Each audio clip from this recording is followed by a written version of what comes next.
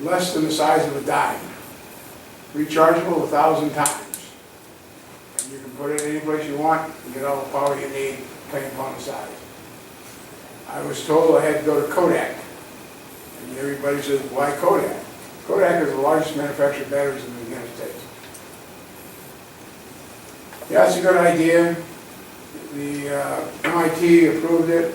Everything else, all the paperwork went along with it. What was the answer? Well, you realize what we're going to have to do? We're going to have to take that which we live by right now and redesign the size of it. Because the battery that I'm putting in there will last for about 5 years, and it's rechargeable 1,000 times. But the cabinet built into this thing is not sufficiently small enough to handle the other one. The point you make is we can probably come up with dozens of examples of exactly this kind of thing, how the federal government is a barrier, how regulations are a barrier to innovation. You're one of, unfortunately, many. I've got an example like that too, not nearly as technologically innovative as yours, but I've got an example where we put in a lot of money and we weren't able to get it to market. Damien, finish up your comments. Yeah, no, I was Thank you, I'm finishing. sorry. I was just, That's no, okay. that's all right. Thank I you was for just bringing it finishing up. Yeah, I was, so, yeah. Yeah, a lot of that is regulations, and that's the cost that they, you know, Kodak's looking at, the changes they have to make. So, you know, what we found with our products is that, you know, we not just only have to have a product, we have to prove it.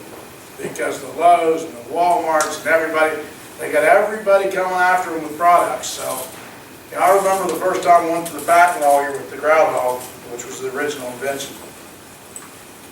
And this guy was probably about your age. He'd been in it forever. They say he's one of the best in the country. I was sitting down there and he said, I told him about this machine. I was all excited about it. And he said, well, who's going to build it? And I said, I am. He said, who's going to promote it? I said, I am. He said, who's going to sell it? I said, I am. And he falls asleep while I'm talking to him. Well, he got fired. You know, I wouldn't get another patent lawyer. But the thing about it is, nobody believes. So you almost got to force them to believe in your product, and you got to go sell it, spread it. You know, it's so hard to get anybody to back you up. It's really tough. Damien, Yes.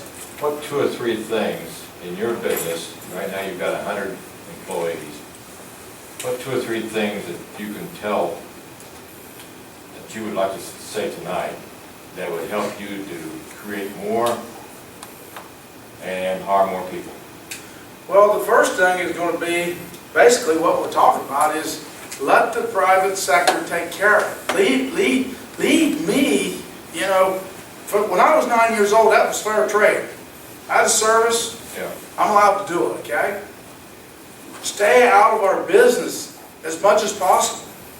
You know, just let me and my people go out and do it. Stop regulating us. Stop it, you know? And I know you talk about that a lot, Congressman. And so that would be one thing. I'm really concerned with the health care bill. You know, I think that's going to be a big deal. I think the banks is a huge deal. They've got lending tremendously. It is loosening up a little bit, but the lending's a huge problem. I know you touched on that earlier too. So We passed a law in the House, and fortunately one of the few laws, one of the few bills that we've been able to get through the Senate was called the Jobs Act, which it's an acronym that stands for Jumpstart Our Business Startups. And it was about 6 different pieces of legislation that broke down a lot of the bureaucratic red tape that you're talking about. I don't know the specific details of your situation, but some of the kinds of things that you guys are talking about, being able, for example, to work your way through the SEC, Securities and Exchange Commission, selling stock, raising capital, raising capital, and those kinds of things. So that was an effort to try and loosen up the capital markets, and we're hearing that that it's having some effect, but it's early yet. A lot of businesses don't know about it. Damien, your regulations, are they state or federal? Both, Okay. mostly federal. Okay. Because I was talking to a guy that drills oil wells, and he said for the last several years he drilled oil and gas wells. Well, the one he's on right now is going to be his last one, because he said the state regulations on that is so bad that he's not going to do any more.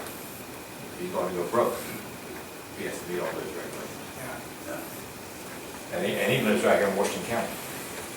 Well, when I was growing up, I worked for less than minimum wage when I was under 18, but at 18 and over, that's when you have to start providing for your income, for your own family. If you're going to have a family, or if you're going to even live on your own, you have to have enough to live on and all like that, So for 18 and over, 18 years of age and over, I say at least minimum wage for part-time work and more than minimum wage in Memphis for full-time work, if you're putting all that time in and it's really productive and all, you have enough money to live on, you can't have your own money to live on and still working full-time or something like that. Sure. Damien talked about what happened with him when he was 9 years old. Most of you know that I was born and raised on a two-wheel wagon rough mule farm. I literally walked behind my granddad, knocking big dirt clods into little dirt clods from a single spade mule plow. And I worked for the neighboring farmers. I worked for my uncles. That's how we bought our school clothes. That's how we did anything. And I can remember some tight years, when we went through that. And that's back when a contract was a handshake, because my granddad had to borrow the mule that we used. He didn't own the mule. What other questions? Yes, sir, I saw your hand. I'd like to make a comment. I think that also it's not only regulations, I think it's the understanding of the small town mentality with the federal and state. For example, we were trying to bring a wireless system here 2 years ago. We used our own money. We invested about $300,000. People here were wanting wireless. We had run into problems with the local politicians here. And they said, we were putting up too many towers, or they didn't like where we were going to put up a tower. But 2 years later, there's still no wireless system here. The county government said they're going to bring in wireless, and I knew that no one's going to come into this, unforgiving place to put, $1 million in here because the profit is not here. But I grew up here locally. My father worked for Marietta Concrete. It used to be Martin Marietta with Leonard Christie, Neil Christie back in '58. Talk about concrete. My father invented the thing for the silo, in the 70s, gave it to Marietta Concrete. Back then, everything was possible here. It was like you could do things, people would support you. Nowadays, you try to come in with a new business, they give you a crooked look, think, are you from here or outsider? I grew up in Williamstown. I have a lot of people on the West Virginia side supporting us, but here in Marietta, I don't see anyone supporting us except they say, well, we don't want a tower here, but now they got 10-mark towers, which the county is trying to lease to some person, which they did find somebody, but that someone needs $1 million. And I don't understand it. We put in money here. 2 years ago, no politician came to our office, which is the Riverview building. We put a fiber optic in there in 3 months because we had a Cisco engineer. All these things we did, and everyone forgot. So I think that for somebody like me or anyone else to come in here to do really something good for the community had to stand behind it, whether you're Republican or Democrat, and think that it came out our own money.